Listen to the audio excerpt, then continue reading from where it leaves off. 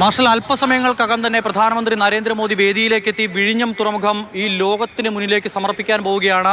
തയ്യാറെടുപ്പുകളെല്ലാം പൂർത്തിയായി കഴിഞ്ഞിരിക്കുന്നു. നമുക്ക് ദൃശ്യങ്ങളിൽ കാണാൻ കഴിയുന്ന ഒരു പടുകൂറ്റൻ കപ്പലുണ്ട്.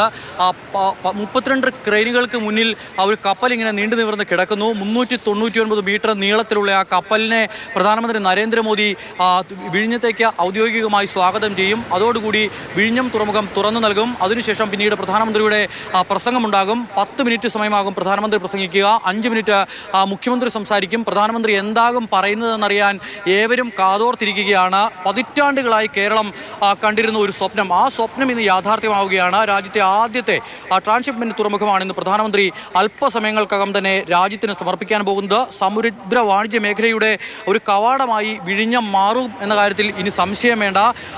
ഇത് നമുക്ക് ഈ ദൃശ്യങ്ങളിൽ കാണാൻ കഴിയുന്നത് ഇത് ആഴിമലയുടെ തൊട്ടിപ്പുറത്തു നിന്നുമുള്ള ദൃശ്യങ്ങളാണ്. ഞാൻ നിൽക്കുന്ന സ്ഥലം ആഴിമലയ്ക്കിപ്പുറത്തേക്കുള്ള ആ സ്ഥലമാണ്. ഇവിടെ നിന്നാൽ നമുക്ക് കാണാൻ കഴിയുന്നുണ്ട് മനോഹരമായ ഒരു തുറമുഖം. മറ്റേതെങ്കിലും ഒരു തുറമുഖത്തിന് ഇത്ര മനോഹാരിത ഉണ്ടാകുമോ എന്ന് സംശയമാണ്. അത്ര മനോഹരമായ ഒരു തുറമുഖം നമ്മൾ നൽകുകയാണ്. നീണ്ടു നിവർന്നു കിടക്കുന്ന പുലിമുട്ട് നമുക്ക് കാണാൻ കഴിയുന്നുണ്ട്. ഈ രാജ്യത്തെ തന്നെ ഏറ്റവും നീളം കൂടിയ പുലിമുട്ടുകളിലൊന്ന്. ആ കടലിൻ്റെ ആഴങ്ങളിലേക്ക് കല്ലിന് ക്ഷാമമൊക്കെ ഉണ്ടായിരുന്നുവെങ്കിൽ കൂടി കടലിൻ്റെ ആഴങ്ങളിലേക്ക് കല്ല് നമ്മൾ വാരിയിട്ടു. അങ്ങനെ കല്ലിട്ടുണ്ടാക്കിയ പുലിമുട്ട് നമുക്ക് കാണാൻ കഴിയുന്നുണ്ട്. ഇപ്പോൾ കിടക്കുന്ന MSCയുടെ ഈ കപ്പൽ പോലത്തെ ഒരു കപ്പൽ കൂടി ഇവിടേക്ക് എത്തിയാൽ പോലും അതിനെ താങ്ങാൻ കഴിയുന്ന ശേഷിയിലുള്ള സംവിധാനത്തിൽ നമ്മളൊരു തുറമുഖം നിർമ്മിച്ചിരിക്കുന്നു.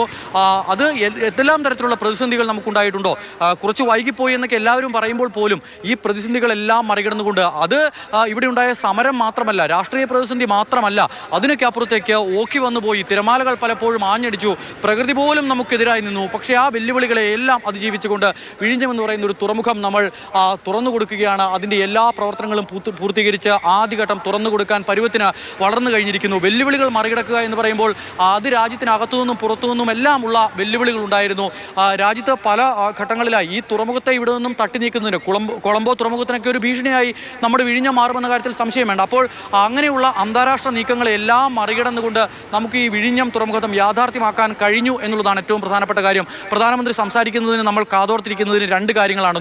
നമ്മൾ കേരളീയരോ അല്ലെങ്കിൽ ഇന്ത്യക്കാരോ മാത്രമല്ല പ്രധാനമന്ത്രിയുടെ വാക്കുകൾ എന്താകുമെന്ന് കാത്തിരിക്കുന്നത്. നമ്മൾ വളരെ പ്രധാനപ്പെട്ട ഒരു പദ്ധതി ലോകത്തിന് മുന്നിൽ തുറന്നു കൊടുക്കുമ്പോൾ അങ്ങ് അതിർത്തിയിൽ നമ്മുടെ ഒരു 28 ആളുകളുടെ ജീവൻ, നമ്മുടെ സഹോദരങ്ങളുടെ ജീവൻ പൊലിഞ്ഞ ഒരു പ്രശ്നം കൂടി നിലനിൽക്കുന്നുണ്ട്. അങ്ങനെ നമുക്ക് നേരെ ഉണ്ടാക്കുന്ന വെല്ലുവിളികൾ പലതുമുണ്ട്. ആ വെല്ലുവിളികളെല്ലാം തന്നെ പക്ഷേ ഞങ്ങൾ മറികടക്കും. ആ വെല്ലുവിളികൾക്കുള്ള മറുപടി ഞങ്ങൾ അവിടെ തരും. പക്ഷേ അവിടെ അതിന് മറുപടി നൽകുമ്പോൾ തന്നെ നിങ്ങൾക്കുള്ള മറുപടി, വികസനത്തിൻ്റെ കാര്യത്തിൽ ഞങ്ങൾ പിന്നോട്ടില്ല എന്ന്. എൻ്റെ പിന്നിൽ കാണുന്ന കടലുണ്ട്. ആ കടലിൽ മാർഷും രതീഷുമൊക്കെ ആർത്ത് വിളിച്ച മുദ്രാവാക്യം പോലെ നമ്മളെല്ലാവരും വിളിച്ചിട്ടുണ്ട് ആ മുദ്രാവാക്യം. ആർത്തിരമ്പും കടലിൽ നിന്ന് നോക്കി വേട്ടപ്പെട്ടി കുരയ്ക്കട്ടെ എന്ന്.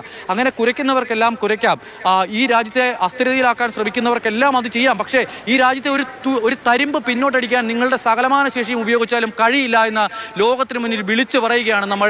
അല്പസമയങ്ങൾക്കകം തന്നെ വിഴിഞ്ഞം തുറമുഖം ലോകത്തിന് മുന്നിലേക്ക് നമ്മൾ തുറന്നിട്ട് കൊടുക്കുകയാണ്. ഇനിയിപ്പോൾ MSCക്ക് എന്നല്ല, ലോകത്തെ ഏത് പടുകൂറ്റൻ കപ്പൽ കമ്പനിക്കും ഇന്ത്യയിലേക്ക് കടന്നു വരാം, വിഴിഞ്ഞത്തേക്ക് കടന്നു വരാം. ലോകരാജ്യങ്ങളുടെ ഈ ഏഷ്യയുടെ ഈ ഒരു മേഖല മുഴുവൻ പരിശോധിക്കുമ്പോൾ നിങ്ങളിനി കൊളംബോയിലേക്കൊന്നും പോകണ്ടായെന്നേ, നിങ്ങൾക്ക് അതിലും സുന്ദരമായൊരു തുറമുഖം ഞങ്ങൾ ഇവിടെ തുറന്നിട്ട് നൽകിയിരിക്കുകയാണ്, ഇങ്ങോട്ട് പോരൂ എന്ന ആത്മവിശ്വാസത്തിൽ പറയാൻ പരുവത്തിനുള്ള ഒരു വികസന പദ്ധതി അത് പൂർത്തീകരിച്ചിരിക്കുന്നു. അല്പസമയങ്ങൾക്കകം തന്നെ പ്രധാനമന്ത്രി നരേന്ദ്രമോദി വിഴിഞ്ഞം എന്ന് പറയുന്ന രാജ്യത്തിൻ്റെ അഭിമാനം ലോകത്തിന് മുന്നിലേക്ക് തുറന്നിട്ട് കൊടുക്കാൻ പോവുകയാണ്. രതീഷ്.